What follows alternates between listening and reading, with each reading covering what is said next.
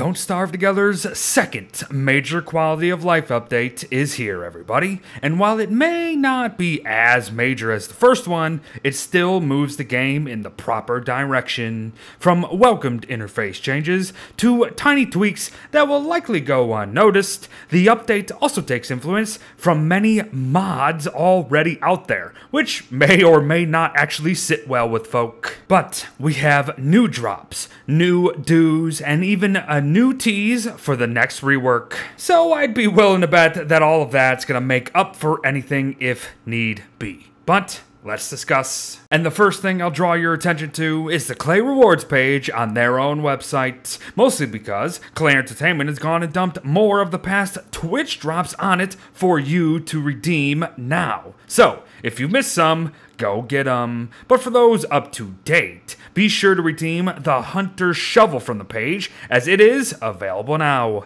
Claim it here with your linked account, of course, and it, as well as any other drop claimed, will be waiting for you on your next login. Very nice. And links to all of this will be down below. Oh, and speaking of logins, 2 new bonuses await you for a limited time, so get on it before it's too late. Within one, we will find the web covered chest. That's not actually really covered in web at all, but in the other will be the extra magnificent chest that kind of just looks as magnificent as the first one, mind you. However, it is what's inside them that is pure gold, everybody. Both Wilson and Weber have gone and gotten themselves new and improved beards to add to their skins collection. And for Wilson, Klei has added 5 skins to cover each of his remaining skins overall, and I gotta say, for the most part, they look alright, and I do appreciate that they had attempts to not just make them big and bushy with slightly different colors. However, that's still kinda gonna be the majority of them. Now as for Weber,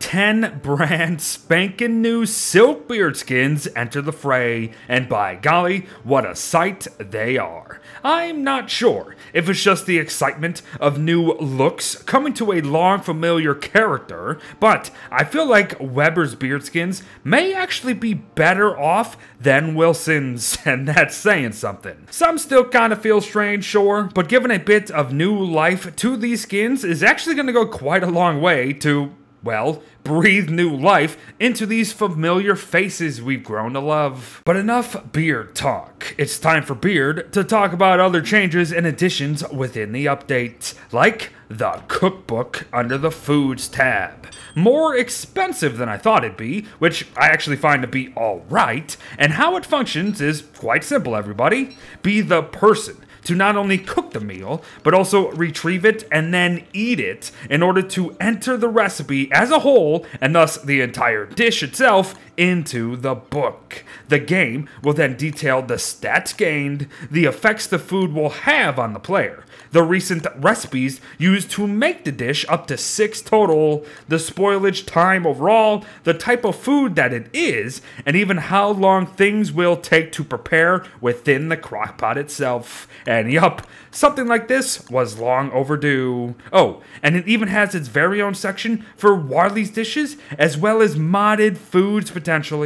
Very, very nice. And while the cookbook is an amazing addition to the game, there are a couple other tweaks in this update that are just as good, if not better. Like how quick dropping items is no longer locked behind modding folks, and is now a fully implemented feature within the game. Hold left shift, click, and drop anything anywhere to your heart's content. I am all about it, as quick dropping is incredibly useful. I just hope that the modders who have had their mods kind of become obsolete with this update feel alright in the end. But another incredible change, the fact that suspicious marble pieces now have their very own map icons once you discover them for the very first time. And while I'll miss planning for and kind of marking them myself, which kind of usually just resulted in scrambling to locate them anyways, I can't help but say that this actually may be the best part of the update for me. And that's again saying something. Oh, and keep in mind that they've also added an icon for the Crab King as well. Klei has also gone and redone a number of textures for the environment, items, and walls. While it is very noticeable in the wall textures that are now very nice to look at, I gotta say, I for one don't actually know which items were touched or what parts of the environment truly changed. So I guess we're all just gonna have to play and rediscover these things for ourselves, and to be honest, that sounds like a very good time. Revamped textures for this game will go a long way. Know what else is really good? Murder, and murdering the rumbling, bumbling, stumbling Ancient Guardian now comes with an added bonus, folks. It's figure sketch for its commemorative statue. And you just gotta love more boss loot, folks. And yes, all the mediums for the statue are available to you as well. But I must say, something about the Guardian looks a bit goofy as a statue, does it not? But fun stuff. However, already time to fire through some of the smaller tweaks here, like how Basilisks now have a greater chance to drop Battleless Wings upon death. Don't have the exact numbers for you yet, folks. However, the chance was initially 15%. So, it's higher than that, so there you go. And while they have always been considered meat, as we can dry them on a drying rack, of course, Battleless Wings can now also be used within Crock Pots to boot, at a meat value of 0.5 overall. So, do with that as you please. It's actually quite a big change. Furthermore, the amount of Battleless Wings needed to craft the Bat has gone from 5 overall to 3 wings. Now, while I can't say that such a change will actually result in me using more Bats, I still welcome the idea regardless. Health drain it up, folks. Now, in a somewhat similar vein here, the required tentacle spots for the Tail 03 cats has dropped from 3 to 1. And once more, I will say that this tweak won't really entice me to use it more often, mostly because it sucks anyways. However, it wasn't even the tentacle spots that prevented me from using it anyways, so interesting one, I guess. But speaking of sucking, the cat cap now only requires 1 cattail instead of 4, which is quite the significant change. But again, it sucks, so it doesn't truly matter all that much. At least not on the level of the marble suit change from the last quality of life update. But to each their own. This one, however, I can really get behind, especially for new players. The craft may not have changed. However, the rabbit earmuffs are now available to create immediately, with no use for a science machine. They may not match even a basic winter hat, but that's not the point, folks. I think this is a great change, Klei. What is a strange change is this. Bee stingers can be lit on fire and burn now. And when I read it, I thought the fire would be able to spread, thus rendering the obvious killer bee fields that we've all experienced a absolute danger zone come summer. But for now, that doesn't actually look like the case. So everyone, we can just set stingers on fire. And that's that, I guess. I think it's just for the excess that we all have or something, but who knows. Let's fire through some of the final things here, though.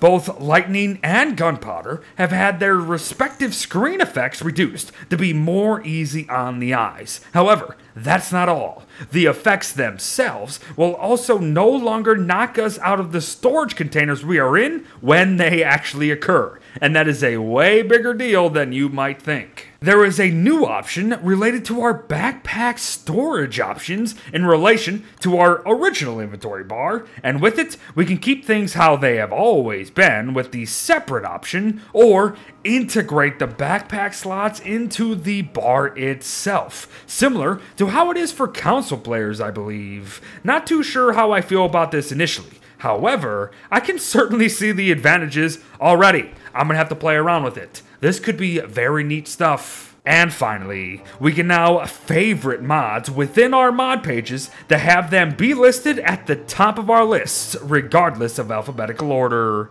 It's just the little things, folks. It's the little things. But while there are more little things, everything discussed here today just about covers the big little stuff. So, there you have it, folks. The newest quality of life update for Don't Starve Together. Likely not as enticing as the last one, but worthy all the same. Thanks for watching, folks. Well wishes to all, and I'll see ya in the next one. And perhaps we'll discuss the Wigfrid rework soon enough. Bye-bye.